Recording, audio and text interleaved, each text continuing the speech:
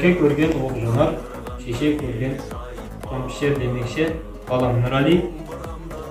Мен саған ер тоқымның қолдан қалай жасалу керек екенін көрсетейін.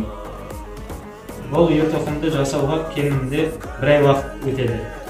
Оны өте шеберлікпен жасау қажет. Бұл ер тоқымның алдыңғы қасы, артқы қасы және екі қасы болады. Алдыңғы қасы артқы қасынан кішілеу болады. Және артқы қасы жатыңқы болады. Яғни бұл адамға ыңғайлы отыру үшін. Бұл ер тоқымды енді біз безендірсек, яғни оюмен, күміспен безендіріледі. Біз ұлым екеуміз, қане ұлым, маған оюды бер. Оны біз тапсырайық. Мінекей. Тартпасын бер.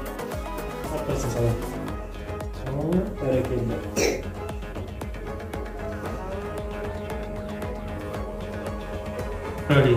Бүгінгі біздің істегеніміз, қол өнеріміз, яғни ер тоқымымыз дайын болды осымен.